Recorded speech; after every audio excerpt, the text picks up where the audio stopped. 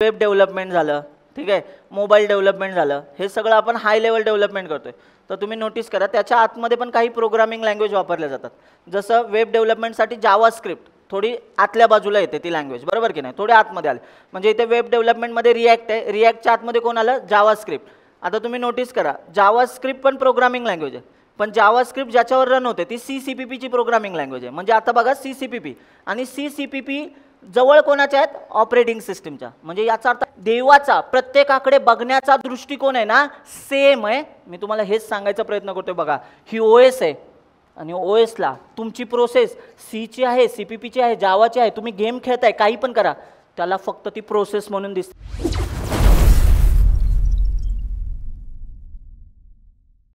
सुरू करूया.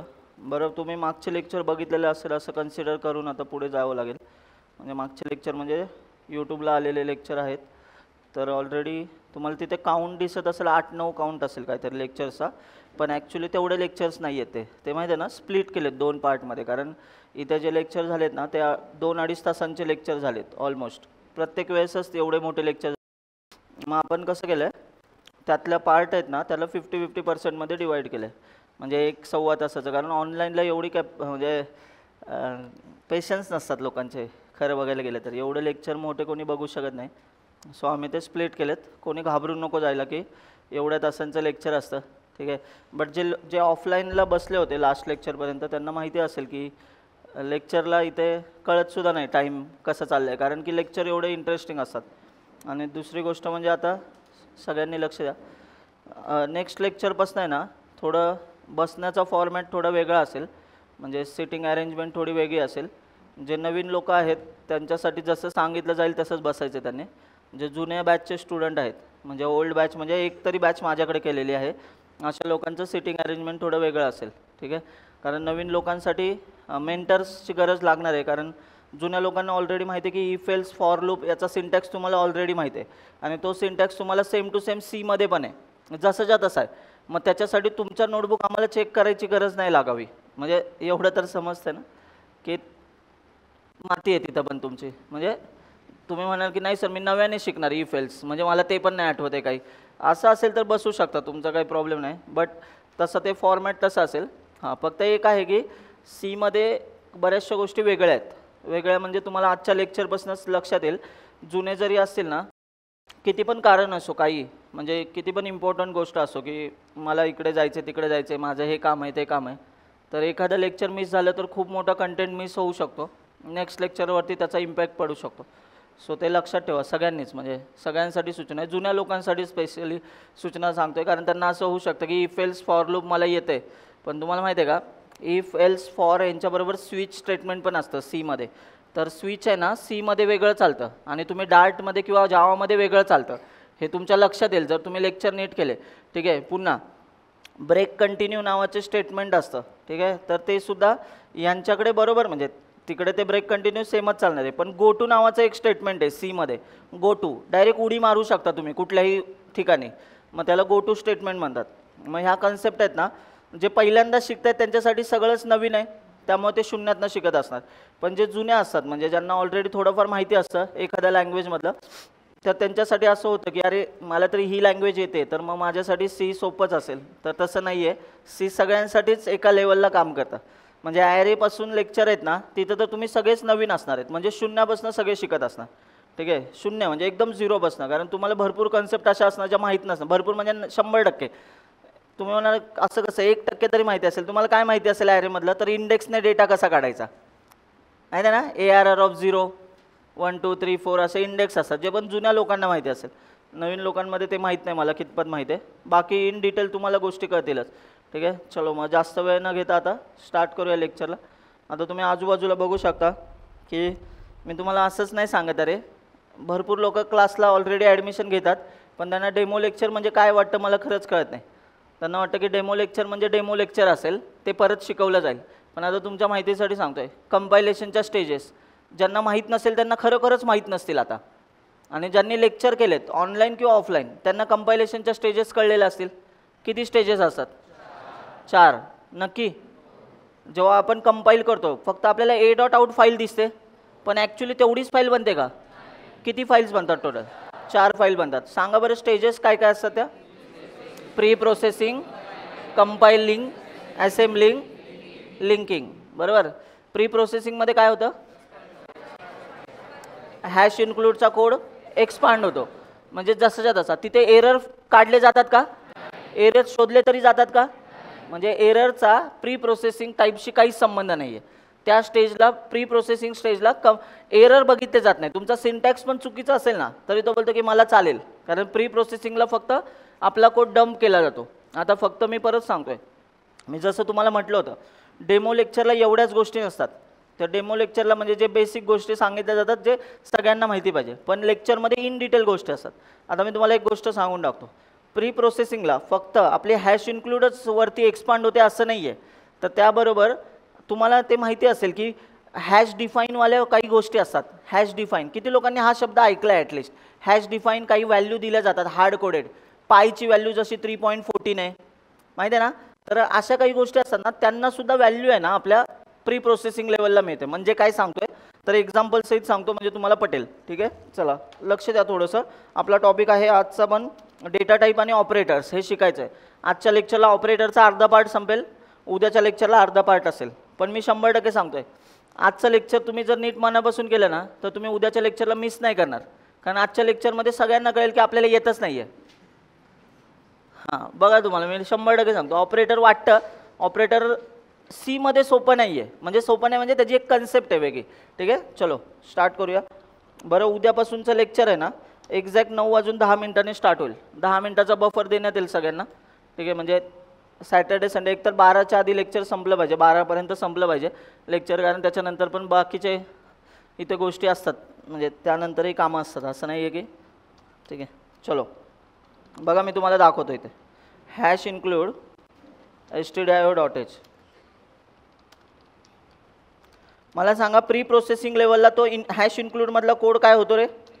एक्सपांड होतो, बरोबर की नाही? मग मी इथं लिहिलं फर्स्ट प्रोग्राम, सीचा आपला पहिला प्रोग्राम आहे. /n देतो कारण नवीन लाईनला प्रिंट झालं पाहिजे. आता ह्याचं सगळ्यांना माहिती आहे की कंपायलेशन नंतर प्रोग्राम 1.c, इथे बघा मला काय दिलं त्याने? वॉर्निंग दिली. का सांगा? फंक्शनचं नाव बघा ना मी काय दिलं आहे? प्रिंट दिलं आहे. आता तुम्ही नोटीस केलं ना, ही गोष्ट जर तुमच्या लक्षात आलेली असेल ना, त्यांनी मला एरर पण दिला आहे. का सांगा? कारण फंक्शनच नाही आहे प्रिंट नावाचं, चुकीचं फंक्शन आहे. पण आता तुम्ही नोटीस करा, आता लक्ष द्या, हे एक्सपान्शन आहे. मला सांगा बरं, ह्या नावाचं फंक्शन आहे का? एरर द्यायला पाहिजे होता, पण प्री प्रोसेसिंग लेवलला एरर दिल्या जातात का? म्हणजे प्री प्रोसेसिंग आपला कोड प्रोसेसच करत नाही, म्हणजे प्रोसेसिंगच्या आधी कामं होतात, यालाच प्री प्रोसेसिंग म्हणतात. प्रोसेसिंग म्हणजे काय? आपल्या कोडमधल्या चुका शोधणे. आता मी समजा अजून एक चूक करतो इथे, नोटीस करा सगळ्यांनी लक्ष द्या. तुम्हाला माहिती आहे ना प्रत्येक स्टेटमेंट नंतर सेमीकोलन दिला जातो सीमध्ये. इथे सेमीकोलन दिला का मी? नाही ना. आता नोटीस करा, जर मी डायरेक्ट कोड कंपाईल केला ना तर एरर येणार आहे, पण मी प्री प्रोसेस करतोय. प्री प्रोसेसिंग माहिती आहे ना, यासाठी बोलत होतो डेमो लेक्चर करा, नाहीतर ऑनलाईन लेक्चर बघा, दिलेत ना तिथे लेक्चर. आता हे मी परत नाही शिकू शकत, तुमच्या लक्षात येते का? 8-9 तासांचा कंटेंट झाला आहे ऑलरेडी, 8-9 तास. आता काही लोक बोलतील की पण आम्हाला तर वाटलं आजच पहिलं लेक्चर आहे. असं कसं वाटलं? कधीपासून लेक्चर चालू आहेत? लक्षात येते ना तुम्हाला? हां, मग ते आता ते ऑनलाईनचे लेक्चर आहेत ना, ते आयुष्यभर तिथेच असतील. ठीक आहे, आजच्या लेक्चरला जरी त्याची गरज नसेल त्या लेक्चरशी, पण आहे ना मी खरं सांगतो, ज्यांना वाटते ना मला इन डिटेल शिकायच्यात गोष्टी, त्यांच्यासाठी सांगतोय ते लेक्चर आवर्जून बघा. इंटरव्ह्यूमध्ये ते लेक्चर खरंच इम्पॉर्टंट असेल तुमच्यासाठी, सगळ्यांसाठीच इम्पॉर्टंट असेल. ठीक आहे, बघा आता इथे मला सांगा एरर आहे. प्री प्रोसेसिंगला घेणं देणं आहे का एररशी? नाही. पण हेच जर मित्रांनो मी जर कंपाईल करायला गेलो, तुम्हाला माहिती आहे ना, जर मी सेकंड स्टेजला -s मारतो, ठीक आहे, बघा आता एरर आला की नाही? एक तर पहिला एरर इथे आहे आणि तिकडे प्रिंटच्या जागी मला printf नावाचं फंक्शन दे असं त्यांनी मला सांगितलं. कळते की नाही? हां, मग चला आता एक काम करूया. इथे आलो, या फंक्शनला व्यवस्थित करतो. ठीक आहे, आणि इथे सेमीकोलन देतो. नोटीस करा, आता मला सांगा दिसतंय का तुम्हाला? एरर गेल्या. काय एरर गेल्या सांगा? कारण सिंटॅक्स बरोबर होता. ह्या स्टेजला सिंटॅक्स पण चेक केला जातो. ठीक आहे, मला काय दाखवायचं ते तुम्हाला सांगतो. ठीक आहे, नोटीस करा आता. बरं, काल लास्ट लेक्चरला जे प्रेझेंट होते त्यांना आठवत असेल तर मध्ये बऱ्याचशा फाईल बनतात. तर त्या सगळ्या फाईल बघायच्या असतील तर कसं बघतात?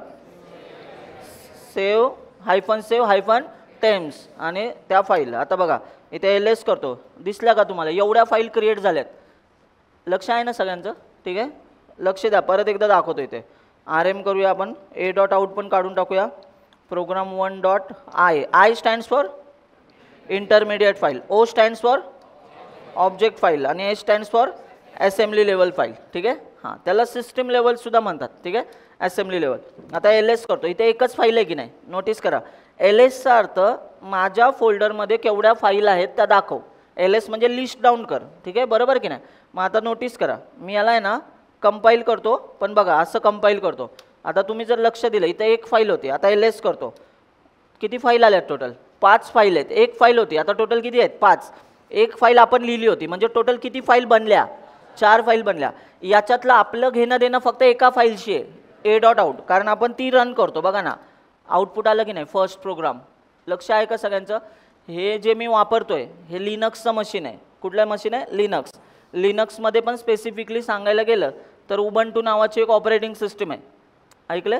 लिनक्सचं डेस्ट्रो म्हटलं जातं. डेस्ट्रो म्हणजे पिलावळ असं समजा थोडक्यात, मराठीमध्ये बोलायला गेलं तर. त्याचं ते पिल्लू आहे. लिनक्समध्ये लिनक्सपासून बनलेल्या भरपूर OS आहेत. जसं तुम्ही ऐकलं असेल कॅली लिनक्स ऐकलं असेल ना, ते एक असतं. रेड हॅट ऐकलं ना? रेड हॅट हे पण लिनक्सपासून आले. ओपन सुजे ऐकलंय? या सगळ्या मशीन्स आहेत ना, म्हणजे जे OS आहेत ना, या लिनक्सपासून इन्स्पायर्ड आहेत.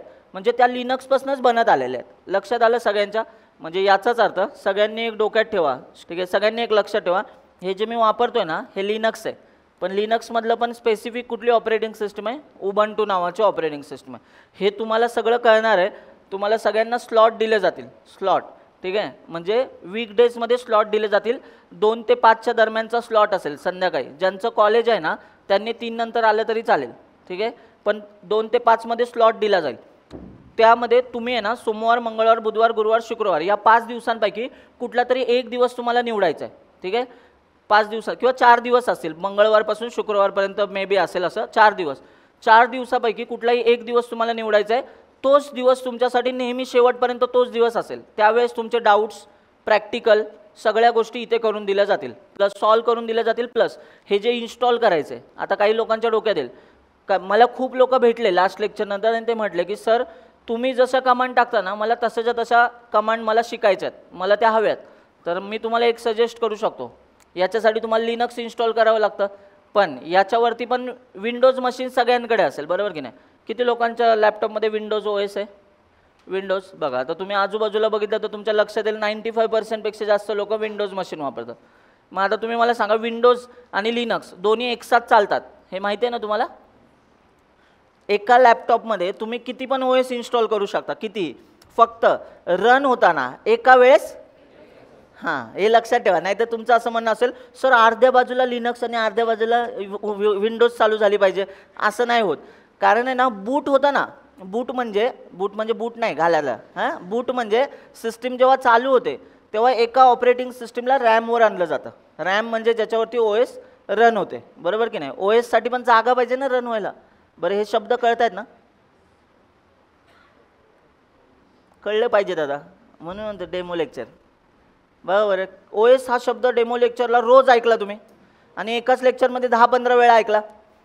आज बघा बरं, काही लोक असं होतं OS काय? OS काय? Operating system. प्रत्येक मशीनमध्ये एकतरी, म्हणजे याचाच अर्थ आपला मोबाईलसुद्धा एक कम्प्युटरच आहे की नाही? कारण कम्प्युटर का बोलतोय मी, त्याच्यामध्ये पण काय असते? OS असते. अँड्रॉइड काय? OS आहे. iOS काय? OS आहे. म्हणजे आयफोनमध्ये iOS असते. म्हणजे याचा अर्थ हा पण एक लॅपटॉपच आहे, फक्त आपल्याला तो हँडी आहे, म्हणजे आपण खिशात पॉकेटमध्ये घेऊन फिरू शकतो. एवढं तर मिनी व्हर्जन आहे लॅपटॉपचं. थोडक्यात जे तुम्ही लॅपटॉपवरनं करता तेच तुम्ही मोबाईलमधनं करत असा. याचा अर्थ मोबाईलसुद्धा आहे ना एक प्रकारचं मशीनच आहे, एक सिस्टीम आहे, कारण त्याच्यासाठी सुद्धा ऑपरेटिंग सिस्टीमची गरज असते. मग हेच मला सगळ्यांना सांगायचं आहे. या छोट्या छोट्या गोष्टी आहेत ना समजून घ्या. आणि चांगली गोष्ट सांगतोय, सगळ्यात ऑपरेटिंग सिस्टीमपासून ज्या लो लेवलच्या गोष्टी आहेत त्या सगळ्यांना जवळ जाणारी कुठली गोष्ट असेल तर C प्रोग्रामिंग लँग्वेज आहे. आणि तुम्ही ती C प्रोग्रामिंग लँग्वेज शिकताय, याचा अर्थ मी थोडक्यात तुम्हाला सांगतो, किती लोकांना समजते बघा, लक्ष द्या. म्हणजे आता तुम्ही मला नोटीस करून सांगा बरं, हाय लेवल जर काम करत राहिलो आपण, हाय लेवल म्हणजे काय? अशा वरच्या प्रोग्रामिंग लँग्वेज आपण एक्झाम्पल सहित घेऊया. जसं की वेब डेव्हलपमेंट झालं, ठीक आहे, मोबाईल डेव्हलपमेंट झालं, हे सगळं आपण हाय लेवल डेव्हलपमेंट करतोय. तर तुम्ही नोटीस करा त्याच्या आतमध्ये पण काही प्रोग्रामिंग लँग्वेज वापरल्या जातात. जसं वेब डेव्हलपमेंटसाठी जावा स्क्रिप्ट थोडी आतल्या बाजूला येते ती लँग्वेज, बरोबर की नाही, थोडी आतमध्ये आले. म्हणजे इथे वेब डेव्हलपमेंटमध्ये रिॲक्ट आहे, रिॲक्टच्या आतमध्ये कोण आलं, जावा स्क्रिप्ट. आता तुम्ही नोटीस करा जावा स्क्रिप्ट पण प्रोग्रामिंग लँग्वेज आहे, पण जावा स्क्रिप्ट ज्याच्यावर रन होते ती CCPP ची प्रोग्रामिंग लँग्वेज आहे. म्हणजे आता बघा CCPP आणि CCPP जवळ कोणाच्या आहेत, ऑपरेटिंग सिस्टीमच्या. म्हणजे याचा अर्थ आपण असं बोलूया का आपण लो लेवल लँग्वेज शिकायला लागलोय आणि CCPP ह्या लो लेवल लँग्वेज आहेत. आणि अजून चांगली गोष्ट सांगतो, आजपर्यंत ह्यांना रिप्लेसमेंटच नाही भेटली. म्हणजे CCPP एवढा परफॉर्मन्स कुठलीच प्रोग्रामिंग लँग्वेज देऊ शकत नाही. आता काही लोक सांगतील सर मी आर्टिकल वाचलं होतं त्याच्यामध्ये ना पायथन आहे ना फास्ट आहे CCPP पेक्षा, त्या आर्टिकल घेऊन या, मी तुम्हाला एक्सप्लेन करतो.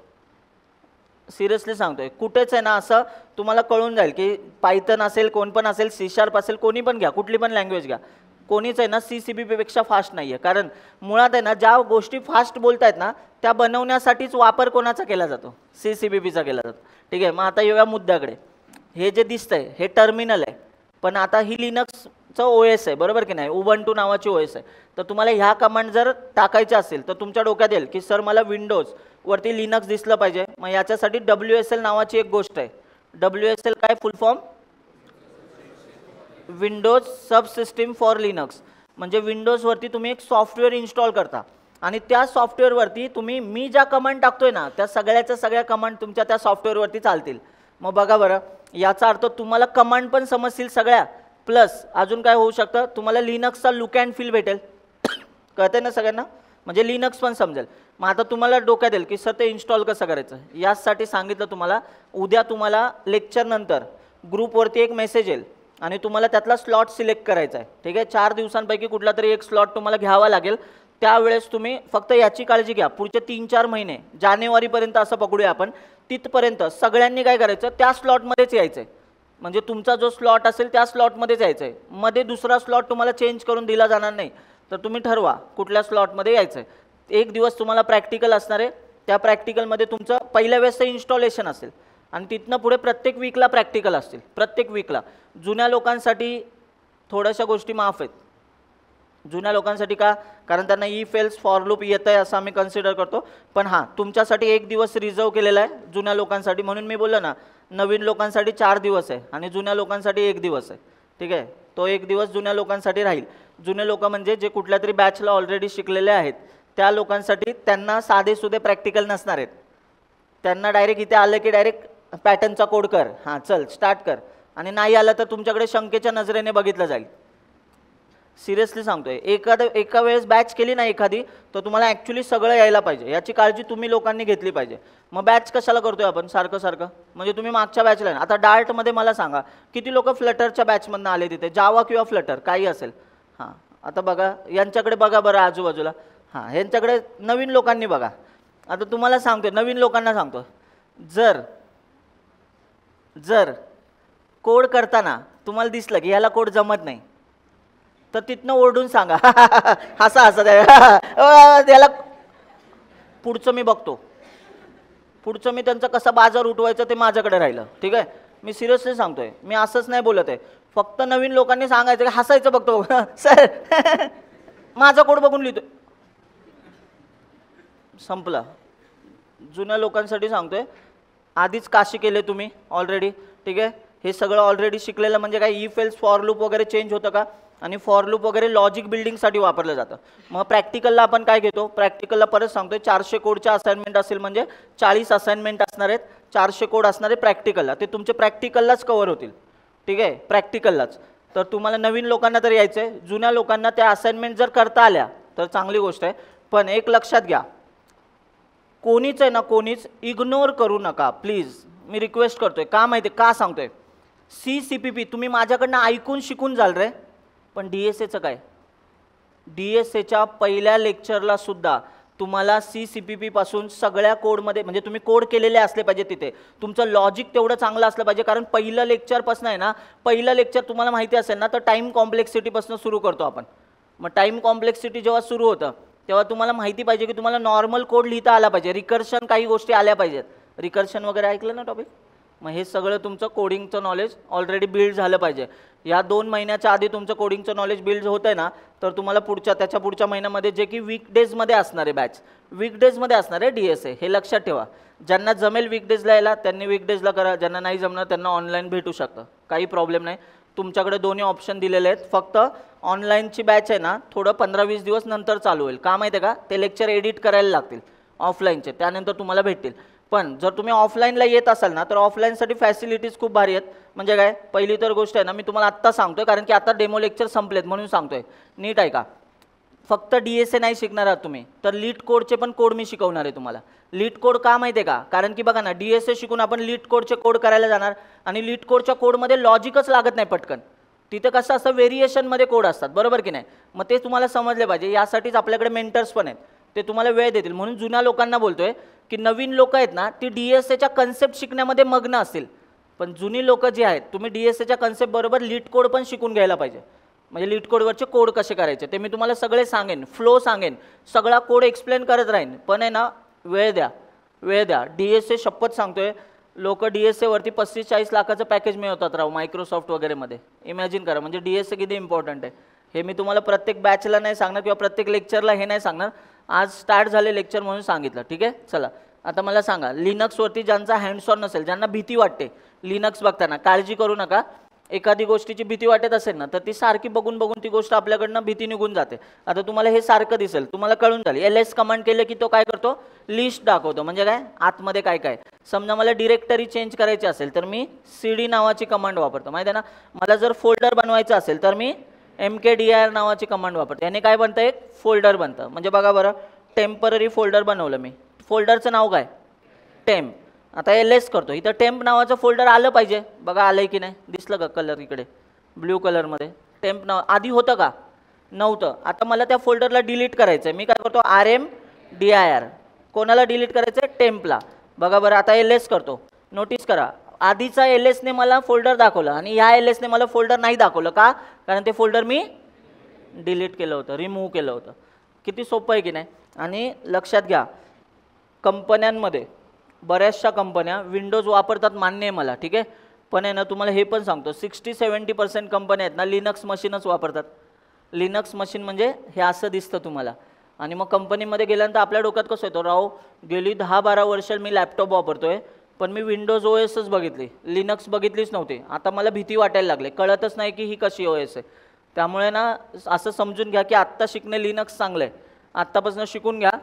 आता सेकंड इयरची लोक असतील, 2-3 वर्षामध्ये लिनक्स तुमचं एवढं भारी होईल ना, कारण OS आहे रे ती, एकदम बेसिक OS आहे. आणि चांगली गोष्ट पण सांगतो, ह्या बॅचला सेकंड इयरपासनं कंपनीमध्ये जाणारी लोक आहेत. म्हणजे फर्स्ट इयरची पण काही लोक आहेत, फर्स्ट इयरपासून बोलूया आपण, फर्स्ट इयरपासून कंपनी गोईंग लोक आहेत. म्हणजे इथून ह्या रेंजमध्ये बघा ना, सगळीच लोक आहेत. बघा, बघायचं आहे तुम्हाला, मी असंच नाही सांगत आहे, ठीक आहे. किती लोक फर्स्ट इयरचे आहेत, फर्स्ट इयर, हातवर करा, ताट हातवर करा, नोटीस करा. फर्स्ट इयर, बरोबर, पहिलंच वर्ष आहे तुमचं, ठीक आहे. चला, second year, third year, last year, pass out, हातवर करा, पास आउटवाले हातवर करा, 1 2 3. आता नोटीस केलं, ठीक आहे. कंपनीमध्ये आहेत कामाला, ऑलरेडी काम करतायत, हातवर करा. बघा, 1 2 3 4. हां, असंच नाही बोलत आहे. आता तुम्हाला असं वाटेल ह्यांना आधीच सांगितलं असेल 100 रुपये देऊन आज हात वर करायचा आहे, ठीक आहे. या वेळेस तू हात वर करायचा, तू इथे येऊन बोलायचं आहे. परत सांगतो सगळ्यांना, असलं काय मॅनेज कधीच गोष्टी केल्या नाहीत मी आत्तापर्यंत, ती वेळ नाही आली. ज्या दिवशी वेळ येईल ना ही गोष्टीची, त्या दिवशी क्लास बंद केलेला असेल, ठीक आहे. त्या दिवशी मी संन्यास घेईन या गोष्टीमधनं. म्हणजे संन्यास म्हणजे तसावाला नाही, शिकवायचं बंद करेन, ठीक आहे. कारण की या एथिक्स असतात ना काही, तर अशा गोष्टी कधी केलेल्या नाही. म्हणून सांगतो तुम्हाला, या बॅचेस तुम्ही बघा ना, सगळ्या हाऊसफुल असतात. आता तुम्हाला दिसत असेल, आपण डेमो लेक्चरला बसायचो. तुम्ही पहिल्या ज्या डेमो लेक्चरला आलेले तेव्हा तुम्हाला टेन्शन आलं असेल. मी तेव्हा तुम्हाला बोललो होतो, कारण खूप कमी लोक होते पहिल्या डेमो लेक्चरला, 100-1च लोक होते. तेव्हा त्यांना असं वाटलं, मागं कोणच नाही, शिकणार आहे की काय याच्याकडनं, म्हणजे मीच फसलो आहे की काय. तुम्हाला कळतं नाही एवढे फसलेत म्हणजे. बघा बरं आजूबाजूला, आता बघा कसा हाऊसफुल क्लास आहे, ठीक आहे. हा, मग आता नोटीस करा, एक फर्स्ट इयरच्या लोकांनी एक लक्षात ठेवा, तुमच्यावरती आहे ना सगळ्यात जास्त जळणारी लोक तुमच्या आता आजूबाजूलाच आहेत आणि ते क्लासमध्ये बसलेत. फर्स्ट इयरच्या लोकांसाठी सांगतोय. का माहिती आहे का, यांना एवढं वाईट वाटत असणार आहे ना की चायला हे याला फर्स्ट इयरला कळत आहे. आणि तुम्हाला असं होईल ना, नाही पण सर त्याला थोडंफार माहिती असेल ना. नाही, लास्ट इयर असो, पासआउट असो, कंपनी असो, काही असो, सी प्रोग्रामिंग लँग्वेज सगळ्यांसाठी असे असणार आहे ना, तुम्हाला आजच कळेल आन्सरवरनं की सगळे चुकीच्या आन्सरमध्ये सगळे एकाच साईडला असेल चुकीचा आन्सर. तुम्ही म्हणाल की सर त्यांना वाटत नाही का असं की आपला आन्सर चुकतंय? कळतच नाही ना आन्सर चुकीचं आहे. इथं दिसतं ना तेव्हाच कळतं की अरे आन्सर चुकलंय.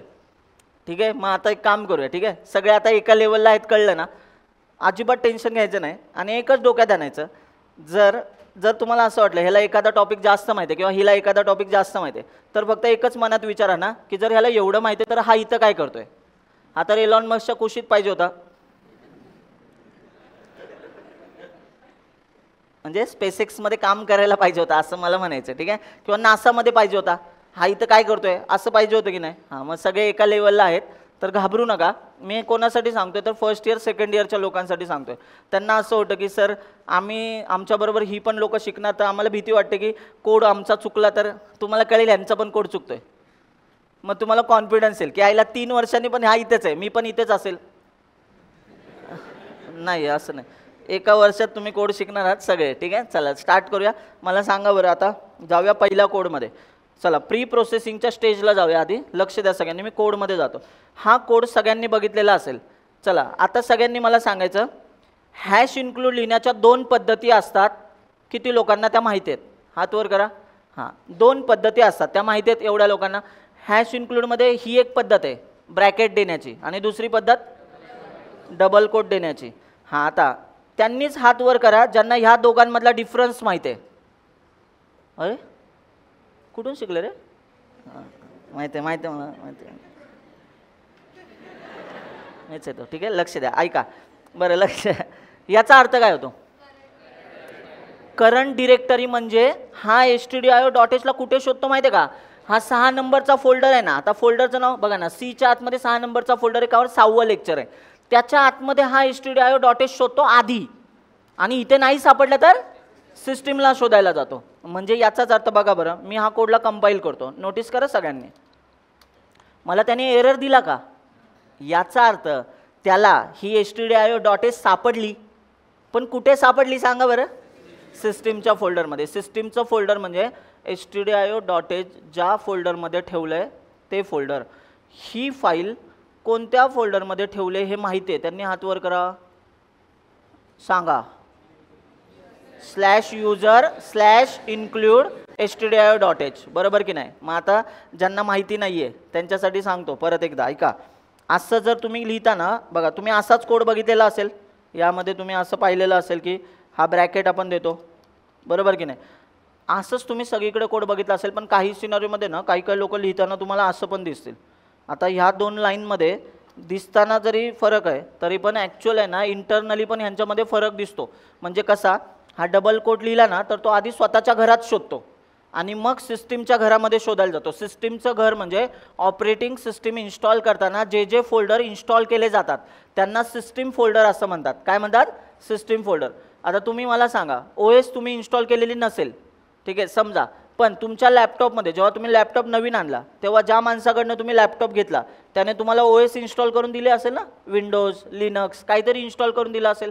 मग जेव्हा तो इन्स्टॉल करून देतो ना, OS इन्स्टॉल करताना ऑपरेटिंग सिस्टीमचे स्वतःचे काही फोल्डर्स असतात, त्याला सिस्टीम लेवलचे फोल्डर म्हणतात. आणि तुम्ही नोटीस करा, सीसाठीचं जे फोल्डर आहे ना, म्हणजे stdio.h ज्या फोल्डरमध्ये असतं त्या फोल्डरला पण सिस्टीम फोल्डर असंच म्हणतात. ठीक आहे, चला मग आता लक्ष द्या. हा शोधताना कुठे शोधेल? याला करंट डिरेक्टरीमध्ये, आणि नंतर कुठे जाईल? सिस्टीमच्या डिरेक्टरीमध्ये. आता मला सांगा, हा कुठे शोधेल सांगा? डायरेक्ट सिस्टीमच्या डिरेक्टरीमध्ये शोधेल. याचाच अर्थ तुम्ही म्हणाल मग सर दोन्हीपैकी कुठला लिहिला पाहिजे? ॲक्च्युली हा वे बरोबर आहे, हा वे बरोबर आहे. का माहिती आहे का? आता तुम्हाला एक्झाम्पल सहित सांगतो सगळ्यांना. मला सांगा बरं, आता जर लक्ष द्या बरं का सगळ्यांनी. मला समजा आहे ना, इथे काहीतरी गोष्ट आणायची. पहिली तर गोष्ट म्हणजे आपण असं म्हणूया की इकडे आपल्याला कॅमेरा आणायचा, अजून एक नवीन कॅमेरा आणायचा आहे. तर तुम्ही मला सांगा, तर तो कॅमेरा मी ऑफिसमध्ये शोधेल का जाऊन? नाही, कारण मला ऑलरेडी माहिती आहे की हा कॅमेरा ऑफिसमध्ये आहे का? नाही. मला नवीन आणायचं म्हणजे मला डायरेक्ट दुकानात गेलं पाहिजे. बरोबर की नाही, म्हणजे जे कॅमेऱ्याचं दुकान आहे तिकडे गेलं पाहिजे. मग आता समजा एक्झाम्पल तुम्हाला सांगतो, मी या दोघांना बोललो की आपल्याला नवीन कॅमेरा आणायचा आहे, ठीक आहे. हे दोघं लगेच इथनं उठले, पलीकडे गेले, शोधाशोध केली, मला दिसलं, मी पलीकडे गेलो आणि मी त्यांना बोललो की अरे तुम्ही इकडे काय शोधताय, तर ते बोलले कॅमेरा शोधतोय. मी आधी यांना फटके देणार, त्यांना म्हणणार की अरे दादांनो, कॅमेरा आपल्याकडे असता तर मी तुम्हाला आणायला कशाला लावलं असतं नवीन, बरोबर की नाही. मग ते काय म्हणतील, नाही नाही सर, आधी आपल्या घरात शोधूया असा आम्ही विचार केला. तुम्ही मला सांगा, आपल्या घरात शोधल्यानंतर पण ती गोष्ट सापडणार आहे का? नाही, कारण ती आपल्या घरात अवेलेबल नाहीच आहे. म्हणजे याचा अर्थ ह्यांनी डायरेक्ट दुकानात गेलं पाहिजे होतं. एक्झॅक्टली सेम सिनारिओ इथे आहे. stdio.h आपल्या फोल्डरमध्ये आहे का? नाही आहे. म्हणजे आपण ह्याला शोधायला कुठे गेलं पाहिजे? सिस्टीमच्या डिरेक्टरीमध्ये. म्हणून आहे ना, तुम्ही ब्रॅकेट लिहिला पाहिजे. पण जर तुम्ही असं लिहिलं तरी चुकीचं नाही आहे. या सिनारिओमध्ये काय होतं, आधी कॅमेरा किंवा ही फाईल कुठे शोधली जाणार? आपल्या करंट डिरेक्टरी म्हणजे आपल्या घरात, आणि नाही सापडली तर दुकानात. समजलं ना, सिस्टीमच्या डिरेक्टरीमध्ये. मग तुम्ही मला सांगा, याच्यामध्ये एक काम एक्स्ट्राचं वाढतंय बघा बरं, आपल्या घरात शोधण्याचा वेळ वाढला की नाही. मग तो वेळ वाया जाऊ नये म्हणून stdio.h लिहितानाच कसं लिहिलं जातं? ब्रॅकेटने लिहिलं जातं. हे तुमच्या लक्षात येऊ द्या. हा पॉईंट आहे, हा मी डेमो लेक्चरला शिकवलेला होता, ठीक आहे. ब्रॅकेट आणि डबल कोटमध्ये काय डिफरन्स आहे, तर एक करंट डिरेक्टरीमध्ये आधी शोधतो, मग सिस्टीममध्ये, आणि ब्रॅकेटवाला डायरेक्टली सिस्टीमच्या डिरेक्टरीमध्ये शोधतो. चला मग आता एक काम करूया, नोटीस करा. आता तुम्हाला सांगतोय, प्री प्रोसेसिंग लेवलला नोटीस करा, हा जो वरचा हॅश इन्क्लूड आहे ना, किती स्टेज असतात? 4 स्टेज असतात. तर 4 स्टेज म्हणजे काय? आता बघा इथे दाखवतो तुम्हाला. cc-save-temps program1.c, ठीक आहे. एंटर केला, इथे किती फाईल बनल्या बघा, 5 फाईल बनल्या. त्यातली पहिली फाईल कुठली बनली असेल रे? सी नंतर .i फाईल बनली असेल. आणि आता .i फाईल जरा नोटीस करा सगळ्यांनी, program1.i, ठीक आहे. बघा हा जो कोड आहे, हा हॅश इन्क्लूडच्या आतमधला कोड आहे, जो मी तुम्हाला आता स्क्रोल करून दाखवतोय. मला सांगा, हॅश इन्क्लूडच्या आतमध्ये काय असतं? डिक्लेरेशन असतं. कोड असतो का? नाही. डिक्लेरेशन म्हणजे एखाद्या फंक्शनची माहिती असते फक्त, हे फंक्शन कशा टाईपचं आहे. मग याचा ॲक्च्युअल कोड कुठे असतो? कुठे? हात वर करा बरं. libc.so ऐकलं ह्या आधी, आता म्हणजे माहिती पडले तर. libc.so ही फाईल कुठे असते? /user/lib. लिब म्हणजे लायब्ररी, /लिनक्सचं मशीन म्हणजे x86/libc.so. बरं ऐका, हे सगळं महत्त्वाचं आहे म्हणून सांगतोय, ठीक आहे. असंच कोणी सी प्रोग्रामिंग शिकू नका. तुम्हाला जर विचारलं a.out मला एक्सप्लेन कर, तर तुम्हाला a.out एक्सप्लेन करता आली पाहिजे. त्यासाठी तुम्हाला ह्या गोष्टी माहिती लागतात, ठीक आहे. चला बोलू नका, जुन्या लोकांना आधीच सांगतोय, ठीक आहे. जुने लोक चुकून सुद्धा बोलताना दिसू नका. आता नोटीस करा, आपण जो लिहिलेला कोड आहे ना, हा तुम्ही बघताय का इथे? बघा मी तुम्हाला दाखवतो इथे. हा आपला कोड बघितला का? हा प्रोग्राम वॉइड मेनच्या आतमध्ये printf फर्स्ट प्रोग्राम, हा आपला कोड आहे. आणि याच्या डोक्यावरती काय होती? Hash include. हॅश इन्क्लूडची एक लाईन होती, पण तिचा कोड बघा ना, एवढा मोठा कोड आहे, म्हणजे त्याच्या आतमधला कोड. प्री प्रोसेसिंग लेवलला काय होतं, तर हॅश इन्क्लूड उघडली जाते, बरोबर की नाही. इथे एरर काढली जाते का? नाही. पण आता तुम्हाला दाखवतो, हे लक्ष देता ना, हां सगळ्यांनी ऐका. प्री प्रोसेसिंग लेवलला अजून एक काम केलं जातं. काय केलं जातं दाखवतो, ठीक आहे. लक्ष द्या, माझ्याबरोबर राहा फक्त सगळ्यांनी.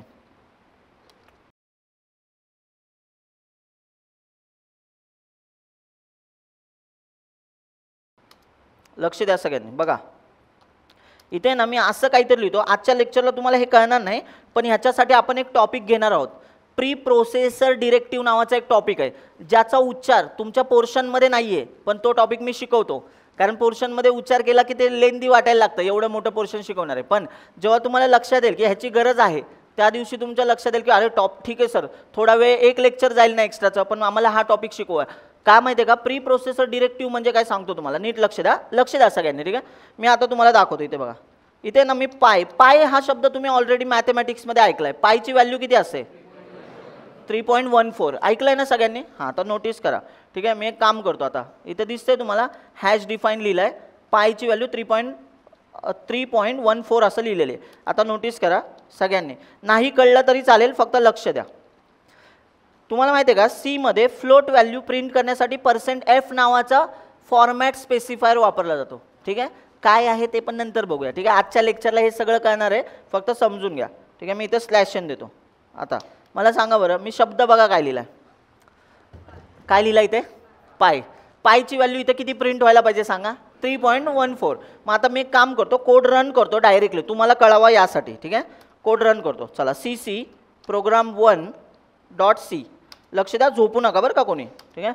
हां, मला सांगा बरं, हे एक्स्ट्राचे शून्य वाढले की नाही, कारण आहे ना फ्लोट जेव्हा प्रिंट केलं जातं तेव्हा तो पॉईंट नंतर 6 प्रिंट करतो, 6 डिजिट प्रिंट करतो. बघा बरं 6 दिसत आहेत का तुम्हाला, आपण लिहिताना किती लिहिला होता, 3.14 लिहिला होता, पण फ्लोट आहे ना प्रिंट करताना पॉईंट नंतर 6 घरं प्रिंट करतो, 6 घरं करतात ना, पॉईंट नंतर 6 घरं प्रिंट करतो. मग याने 6 घरं प्रिंट केली. पण तुम्ही एक मला सांगा रे, समजा लक्ष द्या सगळ्यांनी, समजा मी पायची व्हॅल्यू आहे ना इथे, आता मी ना दुसरं व्हेरिएबल लिहितो. आता तुमच्या लक्षात आलं ना सगळ्यांच्या, ठीक आहे, नोटीस करा, ठीक आहे. आता मी एक काम करतो, इथे पायच ठेवूया 3.14. आता अजून एक लिहूया, हॅश डिफाईन, ठीक आहे, शशी, ठीक आहे, लक्ष आहे ना, ठीक आहे. समजा 4 असा नंबर दिलेला किंवा 5 नंबर आपण इथे लिहिलं. आता मला सांगा, शशी नावाचा आहे ना एक व्हेरिएबल सारखाच आहे, पाय जसा आहे तसाच झाला तो, पण आता बघा ना त्याची व्हॅल्यू किती आहे, 5 आहे, आणि पायची व्हॅल्यू किती आहे, 3.4. मला सांगा, इंटिजर नंबर प्रिंट करायचा असेल तर आपण %d वापरतो. काय वापरतो, %d. ते काय असतं सगळं आजच्या लेक्चरला शिकवणार आहे, काळजी करू नका, ठीक आहे. %d. मग इथे मी प्रिंट करताना करतो शशी. आता मला सांगाल, सगळ्यांनी बोला, इथे प्रिंट होणार पहिला फर्स्ट प्रोग्राम, इथे काय प्रिंट होईल, 3.14000. 4 पुढे डिजिट येणार ना 000, कारण 6 डिजिट प्रिंट होतात. नंतर शशीमध्ये काय प्रिंट होईल, 5, कारण इंटिजर व्हॅल्यू आहे. इंटिजरला पुढे पॉईंट येतो का, नाही येत. एवढं तर समजतं ना सगळ्यांना. चला मग एक काम करूया, कंपाईल करतो. लक्ष द्या बरं का सगळ्यांनी, अजून शिकवायला सुरुवात नाही केलेली, फक्त हे समजून घ्या. आता ऐकताय तुम्ही, पण तुम्ही नोटीस करा रे, हे तुम्ही म्हणाल मास्तर हे तू असं डिक्लेअर करण्याऐवजी व्हेरिएबल सारखं डिक्लेअर करू शकत होता, int x is equal to 5, बरोबर की नाही. पण जर मला काही व्हॅल्यूज फिक्स ठेवायच्या, त्या चेंज नाही करायच्या, तर मी त्याला आहे ना हॅश डिफाईनने फिक्स करू शकतो. हॅश डिफाईन म्हणजे याला मॅक्रोज असं म्हणतात. काय म्हणतात, मॅक्रो. मॅक्रोचा अर्थ असा होतो की तो काय बोलतो, मॅक्रो म्हणजे तो म्हणतो की याच्या व्हॅल्यू आहेत ना अख्ख्या प्रोग्राममध्ये कधी चेंज होणार नाहीत, पण व्हेरिएबलची व्हॅल्यू चेंज होऊ शकते की नाही. म्हणजे एक्झाम्पल सांगतो बघा, मला सांगा, सगळ्यांनी लक्ष द्या, हे शिकवणार आहे मी आत्ता लेक्चरमध्ये, पण तरी पण सांगून ठेवतो. मला सांगा, इंट एक्सची व्हॅल्यू किती, आता सांगा, 10. मी प्रिंट केला तर मला प्रिंट काय होईल, 10. पण मी एक्सची व्हॅल्यू वाढवली, एक्स प्लस प्लस केला तर एक्सची व्हॅल्यू 1 ने वाढेल, म्हणजे किती होईल, 11. म्हणजे याचा अर्थ माझ्या व्हेरिएबलची व्हॅल्यू चेंज होऊ शकते, पण डिफाईन केलेल्या व्हेरिएबलची व्हॅल्यू कधीही चेंज होणार नाहीये. म्हणजे ज्या कॉन्स्टंट व्हॅल्यू असतील ना त्या मी अशा लिहू शकतो की नाही. अरे समजलं का, हा बेसिक कोड आहे. याच्यावरती आपण एक टॉपिक शिकणार आहोत, प्री प्रोसेसर. मग आता काही लोकांना प्रश्न पडेल, सर हे तुम्ही मग आत्ता का शिकवताय, कारण ह्याचा संबंध प्री प्रोसेसिंगशी आहे. सगळ्यांनी लक्ष द्या, आता मी तुम्हाला काय दाखवतोय, नोटीस आहे ना ह्या दोघांकडे करा, या दोघांकडे नोटीस करा, लक्ष द्यायचं सगळ्यांनी. प्री प्रोसेसिंगला काय होतं हे तुम्हाला माहिती आहे ऑलरेडी. पहिलं सांगा काय होतं, हॅश इन्क्लूडचा कोड दिसतो आपल्याला कोणाच्या डोक्यावरती, ह्या कोडच्या डोक्यावरती हॅश इन्क्लूडचा कोड दिसेल. पण अजून एक गोष्ट होते, नोटीस करा किती लोकांना ऑब्झर्व होतोय बघा बरं, लक्ष द्या, याच्यावरनं मला कळेल की किती लोकांना गोष्टी कळत आहेत. बघा मी करतो आता इथे cc-save-temps program1.c. लक्ष आहे, कुठली फाईल बघायची आपल्याला सांगा, program1.i. लक्ष द्या बरं का सगळ्यांनी. हां ठीक आहे,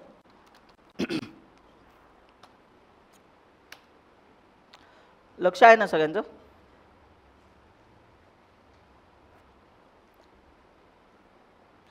इथं तुम्ही नोटीस करताय का, मला सांगा रे, इथले हॅश डिफाईन जी 2 माणसं होती ना ती गायब झालेत. अरे बघा ना, हॅश इन्क्लूडच्या नंतर कोण होते, हॅश डिफाईन. कुठल्या कुठल्या व्हॅल्यू होत्या सांगा, पाय आणि शशी. अरे होतं की नाही, साधा कोड आहे. ठीक आहे, ज्यांना असं वाटत असेल ना पहिलंच लेक्चर अवघड कसं काय, तर परत सांगतोय, हा लेक्चरचा पार्ट नाही, हा टॉपिक मी का शिकवणार आहे हे तुम्हाला एक्सप्लेन करतोय. ठीक आहे, नोटीस करा. आता येऊया खाली. इथे नोटीस करताय का, इथे पाय आणि शशी होता.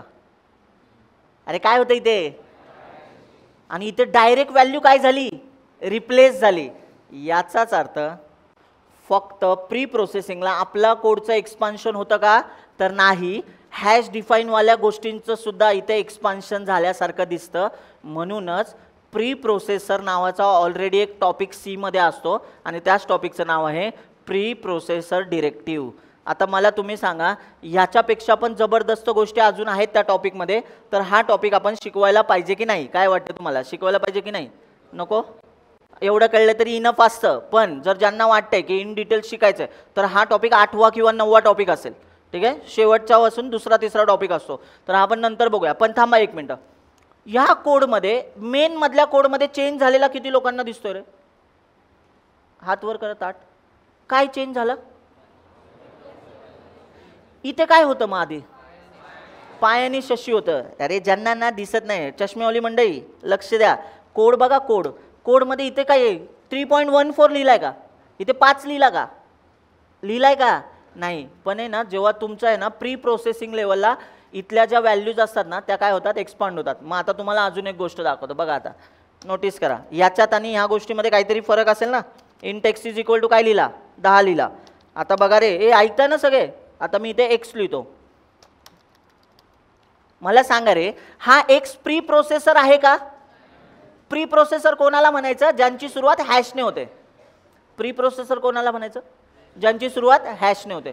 आपला बघा बरं, हॅश इन्क्लूड पण प्री प्रोसेसरचा माणूस आहे, हॅश डिफाईन पण प्री प्रोसेसरवाला आहे आणि हॅश डिफाईन पण प्री प्रोसेसरवाला आहे. लक्ष आहे ना सगळ्यांचं? पण मला सांगा, हा in text is equal to 10 याच्या पुढे सेमिकोलन देतो, लक्ष द्या. आता मला सांगा, हा प्री प्रोसेसर आहे का? नाही ना. आता नोटीस करा, या दोघांकडे आणि ह्याच्याकडे लक्ष द्या. मला सांगा, प्री प्रोसेसरवाल्या गोष्टी काय केल्या जातात? नंबरने रिप्लेस केल्या जातात. पण नॉर्मल गोष्टी नंबरने रिप्लेस होतात का? नाही होत. बघायचे तुम्हाला. आता नोटीस करा, लक्ष द्या रे, हरवू नका. ठीक आहे, हां बघा.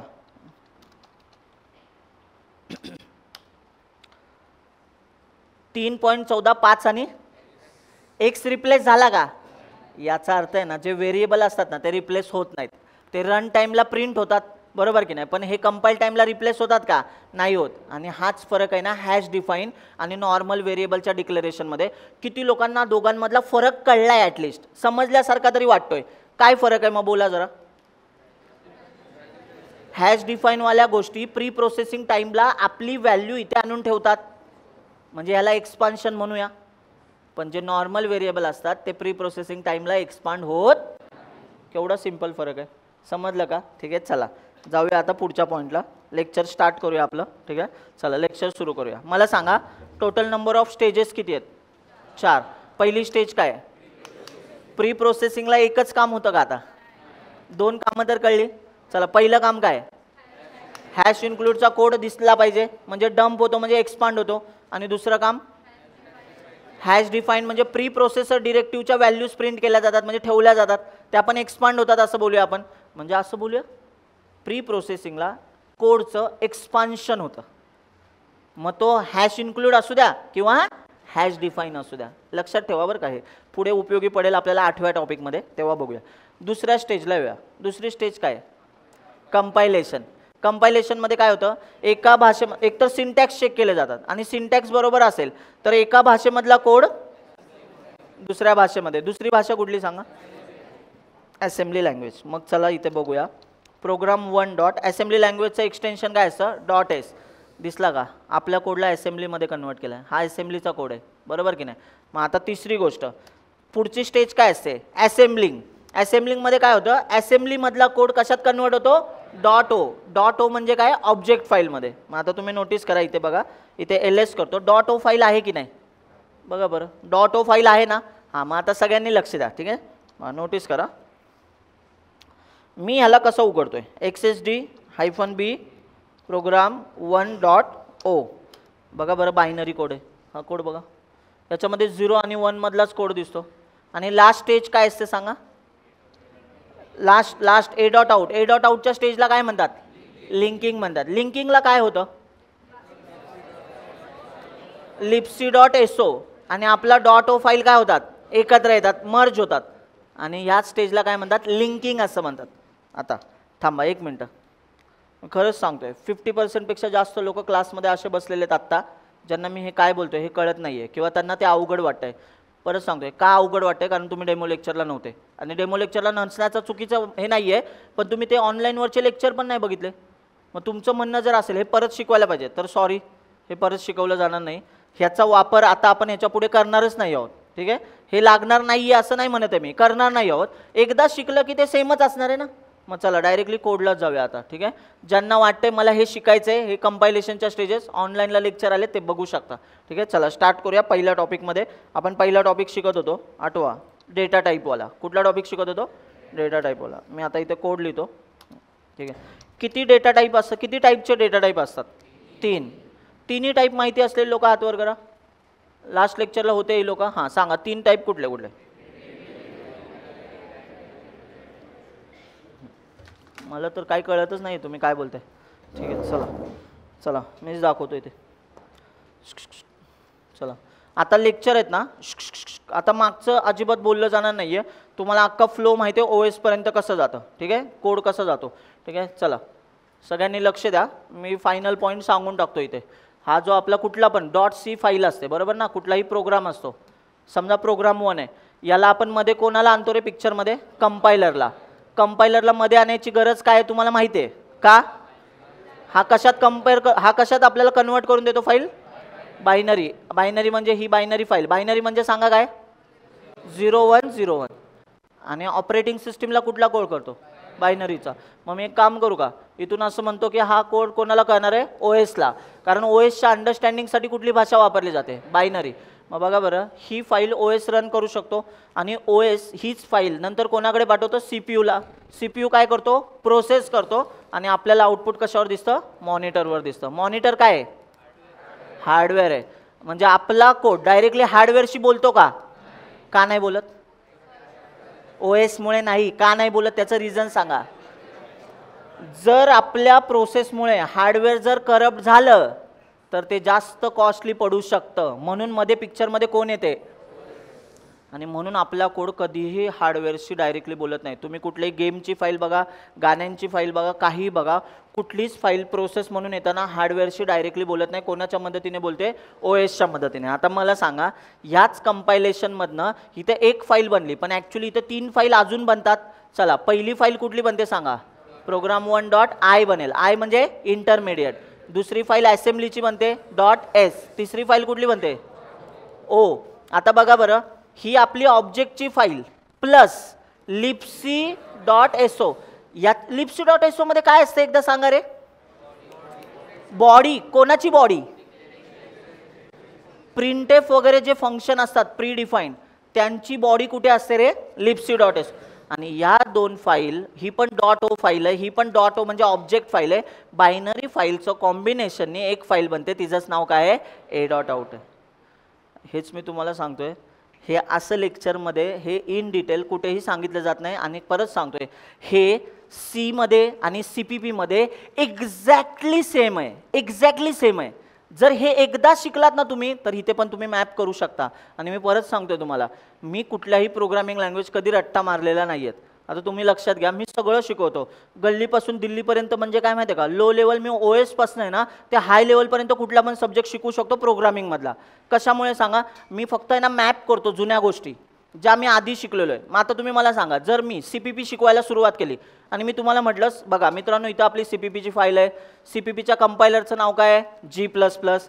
आणि हा काय बनवणार? a.outच बनवतो. पण आता तुम्ही मला सांगा, जर G++ हा कंपायलर आहे, हा पण a.out बनवतो. कोणासाठी? CPPच्या कोडसाठी. याचाच अर्थ याच्यामध्ये सुद्धा 3 फाईल बनलेल्या असतील.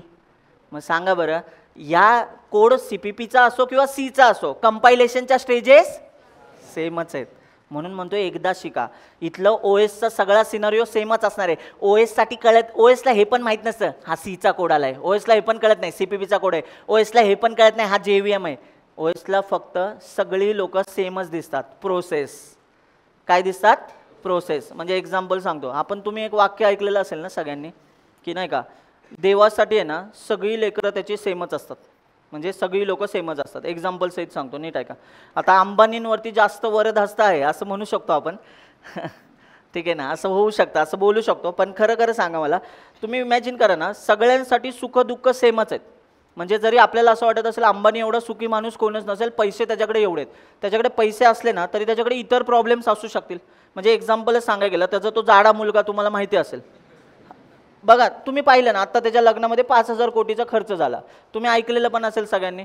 जर एवढा खर्च त्याच्या लग्नामध्ये झाला, पण तुम्ही नोटीस करा त्यांनी त्याला बारीक करायचा ट्राय केला होता.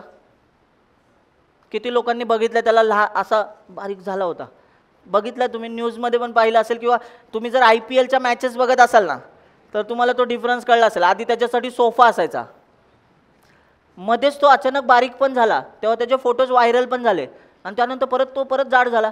आता तुम्ही इमॅजिन करा, त्याला एक प्रकारचा कुठला तरी आजार आहे. मला सांगा, अंबानीसारखा माणूस ज्याच्याकडे एवढा पैसा आहे, तो काय त्या मुलाचा आजार बरा करू शकत नाही आहे? तो मुलगा आहे म्हणून आहे. बघा ना, त्याचा जर तो जाड होत असेल, इवन त्याचे केस पण गेलेत, तुम्ही नोटीस नाही केलं का? मोठे केस आहेत पण इथं टक्कल पडले. आता इमॅजिन करा, त्याला त्याची दुःख आहेत वेगळी.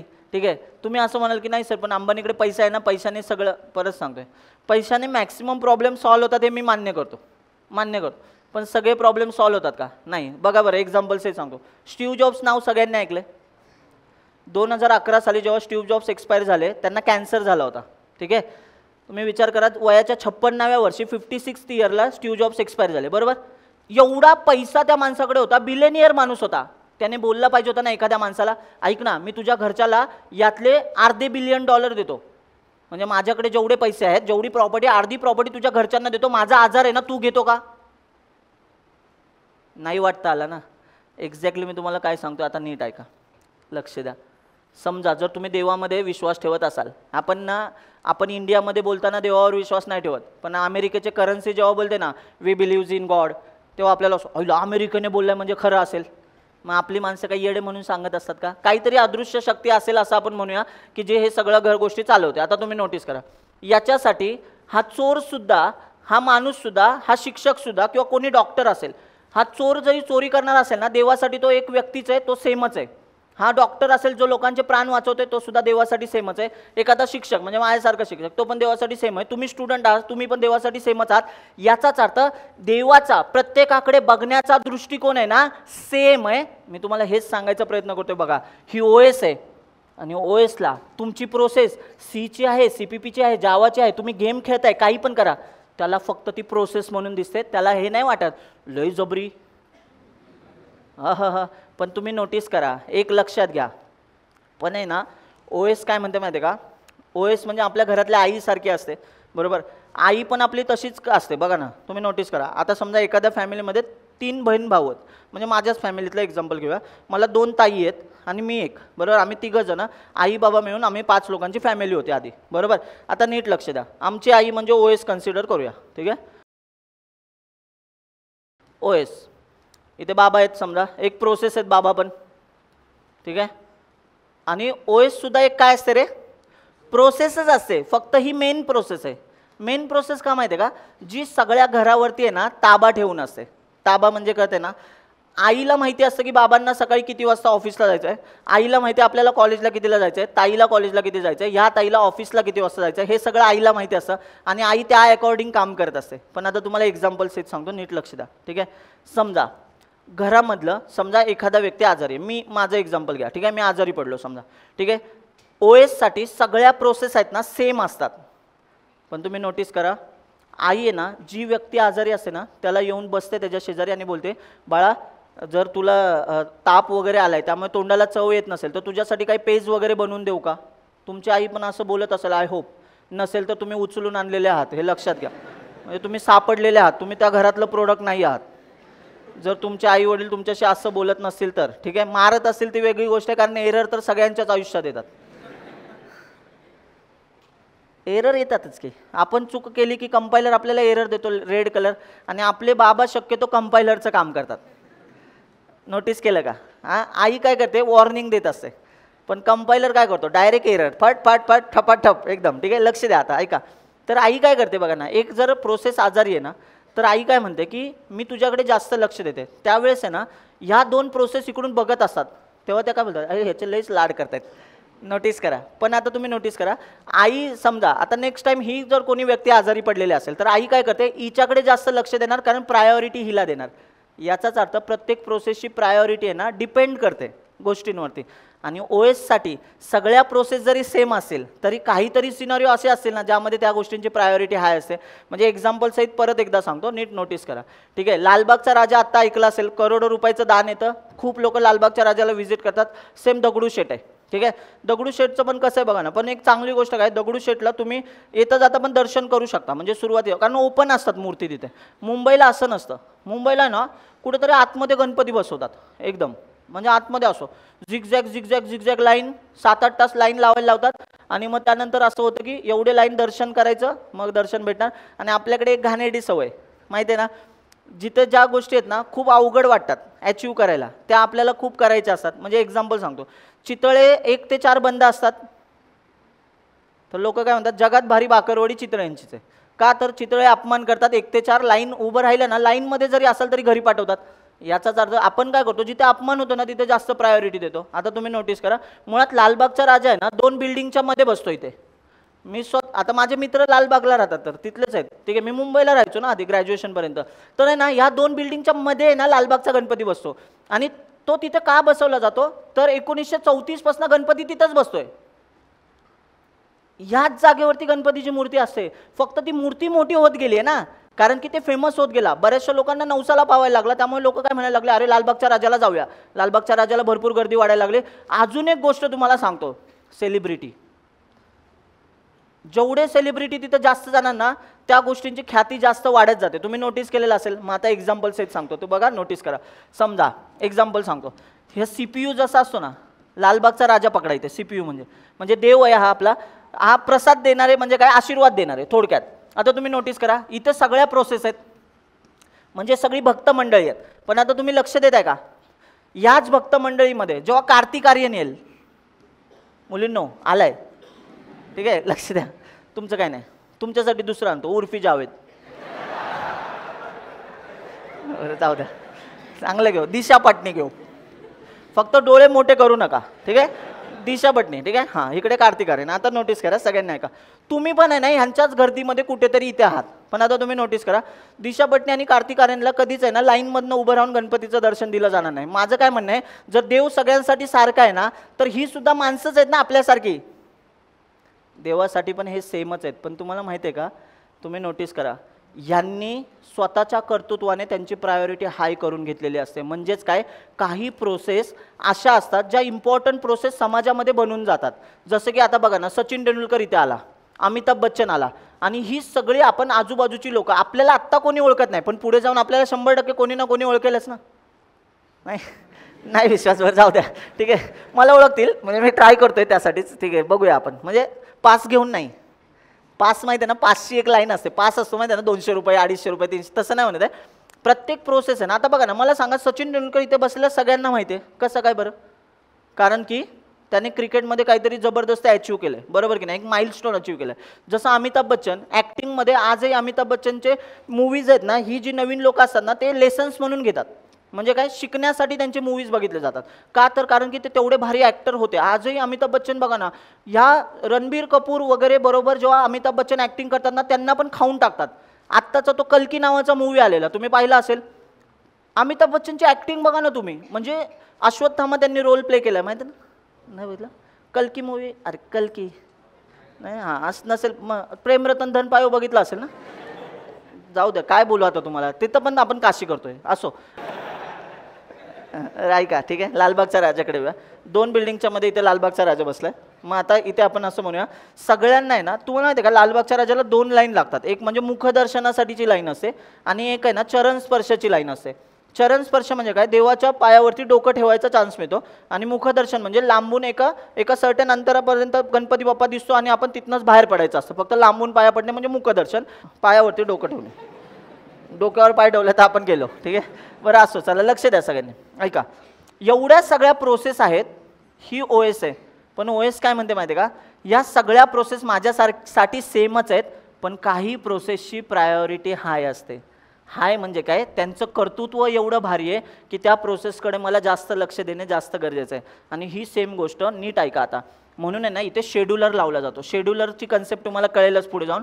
इथे शेड्यूलर म्हणजे OSचा एक माणूस असतो. गणपतीच्या इथे बघा ना, ती माणसं उभे असतात आणि त्यांना दिसलं, अरे कार्तिक आर्यन आलाय, त्याला असं नाही बोलत चल लाईनमध्ये, नाही, त्यांना माहिती आहे की ही प्रोसेस महत्त्वाची आहे, मग त्याला काय करतात, डायरेक्ट उचलतात, देवाच्या पायाशी आणून ठेवतात, बरोबर की नाही. म्हणजे त्यांना CPU डायरेक्टली भेटला, दिशा पटणी आली, डायरेक्ट CPU भेटला. असंच आपण ह्यांच्या मागे मागे गेलो, आपल्याला उचललं जातं, परत लाईनमध्ये ठेवलं जातं, चल तिकडून ये. काय माहिती आहे का, आपण एक नॉर्मल प्रोसेस आहे. पण तुमच्या माहितीसाठी सांगतो, OS साठी सगळ्या प्रोसेस जरी सेम असेल ना, तर एक प्रायोरिटी नावाची कन्सेप्ट असते, आणि प्रायोरिटी काही गोष्टींची हाय असते. म्हणजे एक्झाम्पल परत एकदा सांगतो, नीट ऐका. बरेचसे लोक सिंहगड कॉलेजकडनं येतात, तुम्हाला येता येता एक नवले ब्रिज नावाचा ब्रिज लागतो. जुन्या लोकांनी ग बसा, ठीक आहे, लक्ष द्या फक्त. नवले ब्रिजचं एक वेगळं खासियत आहे, ठीक आहे. ऐका, नवले ब्रिजकडून येताना, आता समजा एक्झाम्पल आपण देऊया, नवले ब्रिजच्या इथून येताना तुम्हाला क्लासला यायचं 9 वाजता, आणि ऑलरेडी 9 वाजून 10 मिनटं झालेत, आणि मी जशी आजच सूचना दिली की उद्यापासून 9 वाजून 10 मिनिटांनी क्लास सुरू होणार. तुम्ही ऑलरेडी उशिरा झालेला आहे, आणि तेवढ्यात तुमच्या लक्षात आलं की तिथून मोदीजींची गाडी पास होणार आहे, ठीक आहे. मोदीजी जर तिथनं जाणार आहेत, तर तुम्ही मला सांगा, मोदीजी जर आहे ना चांदणी चौकात असेल ना, त्याच्या आधीच आहे ना, समजा त्यांना कात्रजला जायचं आहे, त्याच्या आधीच आहे ना रस्ते बंद केले जातात. अर्धा पाऊण तास आधीच आहे ना सगळे लोक, सगळे सिग्नल थांबवले जातात. का माहिती आहे का, त्यांच्या गाडीला उशीर नाही झाला पाहिजे. इवन एक्झाम्पल घ्या ना, एकनाथ शिंदे जे आले, समजा असो महाराष्ट्राचे मुख्यमंत्री आहेत, तर एकनाथ शिंदे आले असे समजा, ते कात्रजकडनं येतात, आणि आता तुम्ही मला सांगा, तुम्ही पण कात्रजच्याच रोडने ना इकडे नवले ब्रिजकडे येतात, तरी पण आहे ना तिकडे पोलीस उभे असतात, आणि तुम्हाला आहे ना साईडला करतात की त्यांची गाडी आधी पास झाली पाहिजे. आता मग आपण काय त्यांना बोलतो, पोलिसांना जर तुम्ही समजा त्याला म्हणले, एकनाथ शिंदेपेक्षा महत्त्वाचं काम करायला चालू आहे, आणि गाडी घेतली तुम्ही, नाही तर तुम्ही म्हणाल मी माझी गाडी पेटवून देईन, मला आधी क्लासला जाऊ द्या, नाही तर आमचा मास्तर घेणार नाही क्लासमध्ये. तुम्हाला माहिती आहे का, आपल्या दोघांना पेटवतील. म्हणजे गाडी मी तुम्ही सगळे. का माहिती आहे का सांगतो, ऐका. आता एकनाथ शिंदे पण एक माणूसच आहे, पण त्यांच्या कर्तृत्वाने त्यांनी त्यांची प्रायोरिटी हाय करून घेतली. का, ते मुख्यमंत्री झाले महाराष्ट्राचे, ऑटोमॅटिकली त्या प्रोसेसची प्रायोरिटी हाय झाली. पण आता नोटीस करा बरं, एकनाथ शिंदे पण त्याच रस्त्याने येतात, आणि मोदीजी पण त्याच रस्त्याने येतात. आता एकनाथ शिंदे काय म्हणतात, नवले ब्रिज आमचा आहे. मोदीजी, भारत तुमचा असला तरी नवले ब्रिज आमचा आहे, आम्ही आधी जाणार. मोदीजी काय म्हणतात, काढ रे याला.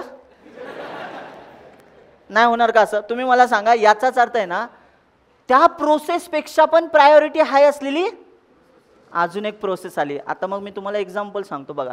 इथे समजा एकनाथ शिंदे आहेत, इथे जर देवेंद्र फडणवीस आहेत, इथे मोदीजी आहेत, ठीक आहे. आता देवेंद्र फडणवीस उपमुख्यमंत्री आहेत, पण तरी पण ते आधी जाणार यांच्या.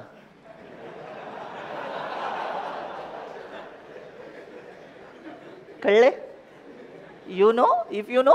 हां, ठीक आहे, हां, लक्षात घ्या. हां, कळलं का, कारण सगळे डिसिजन यांचेच आहेत. लक्ष द्या. ऐका, आता मला सांगा, ही सामान्य जनता जी सिग्नलच्या इथनं येणार आहे, बरोबर की नाही, इथे मोदीजी येतात PM, इथे येतात CM, आणि इथे डेप्युटी CM, ठीक आहे, असं आपण म्हणूया. चला लक्ष द्या. आता मला सांगा, ही 3 माणसं आहेत, एकाच रस्त्याने सगळे येतात, ही लोकंसुद्धा एकाच रस्त्याने येतात. आता बघा ना, हे नॉर्मल प्रोसेस आहे. आता नोटीस करा, जर देवेंद्र फडणवीस, एक्झाम्पल व्यवस्थित घेऊया म्हणजे कळेल सगळ्यांना. आता समजा देवेंद्र फडणवीस आलेत, तर आहे ना ह्यांच्यापेक्षा ह्याची प्रायोरिटी हाय आहे, म्हणजे एकनाथ शिंदेची, म्हणजे कारण ते CM आहेत. हे आल्यानंतर ह्यांना पण थोडा वेळ साईडला थांबायला लागू शकतं, कारण ह्यांच्यापेक्षा प्रायोरिटी हाय असलेली प्रोसेस आले, म्हणजे हिला प्रायोरिटी आधी मिळेल. पण समजा त्याच रस्त्याने जर मोदीजी येणार असेल, तर CMला पण साईडला थांबावं लागेल, कारण हे PM येणार आहेत. याचाच अर्थ तुमच्या लक्षात येतं का, ह्या प्रोसेसची प्रायोरिटी ह्या बाकीच्या प्रोसेसपेक्षा नक्कीच हाय आहे, पण PM पेक्षा ह्यांची प्रायोरिटी हाय आहे का, नाही आहे. म्हणजेच कसं असतं बघा ना, या सगळ्या प्रोसेस OS साठी सेमच आहेत, पण ते काय म्हणतात माहिती आहे का, काही प्रोसेसची प्रायोरिटी हाय असते ना, म्हणून त्यांना प्रायोरिटी हाय केलेल्या प्रोसेसला आधी CPU मिळवून दिला जातो. आता सगळ्यांनी एक लक्षात घ्या, कुठली पण गोष्ट आहे ना, आपली जी OS असते ना, इथं ना सगळ्या प्रोसेसच येणार आहेत, कुठल्याही प्रोसेस. मग आता एक्झाम्पल सेट सांगतो, ठीक आहे. आता बघा, इथे घेऊया आपण, ही OS आहे, पटपट बोलूया आता जरा.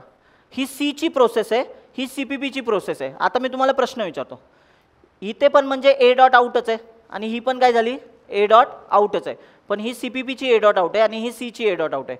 आता एक्झाम्पल सहित सांगतो बघा, इथे आपण C चा कोड लिहिला, इथे CPP चा कोड लिहिला, .C .CPP.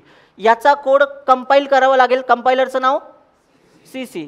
याचा कोड काय करावं लागेल, कंपाईल करावं लागेल G++. हा पण बनवताना एक फाईल बनवतो, त्याचं नाव काय, A डॉट आउट. हा पण बनवताना A डॉट आउट. आता मला सांगा बरं, जेव्हा तुम्ही रन करता तेव्हा ह्याला .A डॉट आउट करता, ह्याला पण .A. याचाच अर्थ बघा ना, कोड लिहिताना लँग्वेज वापरली C, कोड लिहिताना लँग्वेज वापरली CPP. पण तुम्ही नोटीस केलं का, कंपायलेशन नंतर दोन्ही पण फाईल सेम बनत आहेत, आणि दोन्ही फाईल इथेच येत आहेत. OS बघताना त्यांना सेमच अँगलने बघते, याचा अर्थ OSच्या लेवलला सगळ्या गोष्टी प्रोसेसच आहेत. तुम्ही कोडमध्ये चेंजेस करू शकता फार फार तर, म्हणजे काय, आपण इथे भारी कोड लिहू शकतो, पण OSसाठी तो कोड भारी किंवा वाईट नाही आहे, कळलं का? त्याच्यासाठी सगळ्या प्रोसेस सेमच आहेत. मग आता तुम्ही म्हणू शकता की सर मग ह्याच्यामध्ये प्रायोरिटी हाय असलेली प्रोसेस असेल ना, हे तुम्हाला समजायचं असेल तर ऑपरेटिंग सिस्टीममध्ये तुम्हाला या गोष्टी कळू शकतील. ह्या बॅचला नक्कीच नाही शिकू शकत, कारण C शिकवायचं आहे आपल्याला, बरोबर की नाही? पण एवढी तरी माहिती पाहिजे की आपला कोड काय म्हणून येणार आहे रे, सांगा, प्रोसेस म्हणून येणार. डन. आता आहे ना डेटा टाईप शिकवायला लागतो, पण आता इथपर्यंतचं नॉलेज तुम्हाला माहिती असलं पाहिजे. मी जे शिकवलं आहे आत्तापर्यंत ते सगळं माहिती पाहिजे. चला मग स्टार्ट करूया. डेटा टाईप 3 पद्धतीचे असतात. पहिला असतो सांगा प्रिमिटिव्ह, ठीक आहे, हां. सेकंड असतो डिराइव्ड, आणि तिसरा असतो युजर डिफाईन, ठीक आहे.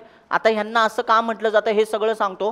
कोड घेतो आणि डायरेक्ट दुसऱ्या टॉपिककडे जातो. ऑपरेटर नावाचा टॉपिक आहे, कारण हा टॉपिक सोपा आहे अतिशय, ठीक आहे. चला बघा, ह्याचे 5 टाईप आहेत, म्हणजे 5 मेन लोक आहेत. सांगा कोण कोण? इंटीजर, अरे बोला, फ्लोट, कॅर, डबल, वॉइड. तुम्ही लॉंग वगैरे लिहू शकता, पण हे प्रिमिटिव्ह 5च बोलले जातात. 5 काय आहेत? Primitive data type. Primitive data type याचा अर्थ ह्यांना स्वतःला प्रोग्रामिंग लँग्वेजमध्ये डायरेक्ट महत्त्व आहे, म्हणजे ह्यांची विशिष्ट व्हॅल्यू आहे. सांगा बरं, इंटीजरची व्हॅल्यू किती आहे? अरे बोला, 4 बाईट्स. याची 4 बाईट्स. कॅरेक्टर 1 बाईट, बरोबर. डबल 8 बाईट्स, आणि वॉइड 1 बाईट, ठीक आहे. पण ह्याची ॲक्च्युली व्हॅल्यू किती असते? 0, पण ती प्लेस होल्डर म्हणून वापरला जातो, म्हणून 1 बाईट दिला जातो, ठीक आहे. आता काही लोकांना असं होईल की हे तर मी पहिल्यांदाच ऐकतोय, बाकीचे काही काही बडबडत आहेत, हे मी डेमो लेक्चरला शिकवलेलं होतं, ठीक आहे. आता चला पुढच्या पॉईंटला जाऊया. लक्ष द्या, हे सगळं सांगणार आहे मी परत एकदा, तुम्हाला कळेलच पुढे जाऊन, ठीक आहे. नोटीस करा. आता मला सांगा, डिराइव्डमध्ये ना 3 टाईपचे डिराइव्ड असतात. कुठले कुठले सांगा? ॲरे. ॲरे टॉपिक ऐकलाय? हां. हा पुढचा पॉइंटर्स फंक्शन, ठीक आहे. आता नोटीस करा. मला सांगा बरं, हे नंतर घेऊया आपण. हां, आता सांगा, किती लोकांनी ॲरे कसा लिहायचा हे माहिती आहे ऑलरेडी? हात वर करा. कधीतरी एखादा कोड बघितला बेसिक? एवढ्या लोकांनी बघितलं? हां, चला इंटीजरचा ॲरे लिहूया आपण. Int ARR. कितीचा ॲरे असेल? 5चा ॲरे. ऐका सगळ्यांनी, जसा हा ब्रॅकेट लावला आहे ना, तर हा काय सांगतो माहिती आहे का? माझ्याकडे किती बॉक्स असतील? 5, आणि 5ही बॉक्सला मिळून एकच नाव असेल, काय? ॲरे. पण आता सगळ्यांनी लक्ष द्या. कळलं नाही कळलं काळजी करू नका, कारण की हा टॉपिक एक वेगळा टॉपिक आहे, बरोबर की नाही? मग आजच्या लेक्चरला ओव्हरव्ह्यू सांगतोय सगळं, ते समजून घ्या. डायरेक्ट पहिल्या टॉपिकला स्टार्ट करायचं. पहिल्या टॉपिकमध्ये हे सगळं बघायचं आहे आपल्याला, ठीक आहे, डेटा टाईपमध्ये. मला सांगा, ॲरे बनवताना जेव्हा मी ॲरे असा लिहिला ना, तर मला एरर देतो. तो काय म्हणतो माहिती आहे का? अरे मित्रा, आधी सांग ना, ॲरे इंटीजरचा आहे का, किंवा फ्लोटचा आहे का, किंवा कॅरेक्टरचा आहे का, लक्ष आहे ना, किंवा डबलचा आहे का? याचा अर्थ या 4 पैकी कुठलाही शब्दाचा ॲरे बनवू शकतो, आणि हे 4ही शब्द तुम्ही इथे बघितलेत की नाही? म्हणजे याचाच अर्थ ॲरे बनवण्यासाठी मला प्रिमिटिव्हची मदत घ्यावीच लागते, आणि म्हणूनच हा कसला टाईप आहे? डिराइव्ड. डिराइव्ड म्हणजे हा आणला गेलाय, आणला गेलाय. त्याला डायरेक्टली वेटेज आहे का प्रोग्रामिंग लँग्वेजमध्ये? नाही आहे. तो कोणाच्या मदतीने आलाय बघा बरं? प्रिमिटिव्हच्या. म्हणून याला काय म्हणतात? डिराइव्ड म्हणतात. आता हेच सेम एक्झाम्पल बघा बरं. चला लक्ष द्या सगळ्यांनी, सोपं सोपं सांगतो आधी, ठीक आहे. पॉइंटर्स. पॉइंटर असा लिहिला जातो, इंट स्टार PTR. शब्द ऐकलाय ना, पॉइंटर सगळ्यांनी ऐकलेला असेल. आता मला सांगा, याला पॉइंटर म्हणतो आपण शक्यतो, याच्यामध्ये ॲड्रेस स्टोअर होतो. पण तुम्ही नोटीस करा ना, पॉइंटर बनवण्यासाठी मी कशाचा पॉइंटर वापरला? इंट. इंट काय? प्रिमिटिव्ह. म्हणजे याचा अर्थ मी ह्याला बनवण्यासाठी कोणाची मदत घेतली? प्रिमिटिव्हची. इथे तुम्ही काय काय लिहू शकता? फ्लोट लिहू शकता, डबल लिहू शकता, कॅरेक्टर लिहू शकता, काही लिहू शकता. म्हणजे ह्या 4 पैकी बघा बरं, ॲरे लिहिताना पण 4 वापरले, हे लिहिताना पण 4 वापरले. याचाच अर्थ ह्याला स्वतःला महत्त्व नाही आहे डायरेक्ट, हा कोणाच्या तरी मदतीने येतोय. कोणाच्या? प्रिमिटिव्हच्या. म्हणून याला काय म्हणतात? डिराइव्ड. Same function. फंक्शन लिहिताना बघा ना, असं लिहितात, फन. आता फनला जर फंक्शनला काही रिटर्न व्हॅल्यू नसेल तर काय लिहितात रे? वॉइड लिहितात. आता ज्यांना कळत नसेल काळजी करू नका, हे शिकवणार आहे मी सगळं. फंक्शन असं लिहिलं जातं. मला सांगा, जर फंक्शन काही रिटर्न करणार नसेल तर वॉइड वापरतात. समजा फंक्शन रिटर्न इंटीजर करणार असेल, रिटर्न 10, इथे काय लिहिणार सांगा? इंट लिहिणार. म्हणजे वॉइड आधी होता, याच्या जागी मी काय लिहू शकतो? इंट. फ्लोट जर यांनी रिटर्न केला असता 10.5f, काय लिहिलं असतं इथे? फ्लोट. म्हणजे याचा अर्थ तुम्ही नोटीस करा ना, फंक्शन पण कोणाची मदत घेतोय? प्रिमिटिव्हची. म्हणून फंक्शन पण काय? डिराइव्ड डेटा टाईप आहे. हे लक्षात ठेवा सगळ्यांनी. हे दोन आत्ता सध्या लक्षात ठेवा, युजर डिफाईन आपण नंतर बघूया, ठीक आहे. आत्ता सध्या म्हणजे काय, याला पण ह्याचा प्रत्येक टॉपिक आहे, म्हणजे ॲरे नावाचा एक टॉपिक आहे, पॉइंटर नावाचा टॉपिक आहे, फंक्शन नावाचा टॉपिक आहे, नंतर बघूया. चलो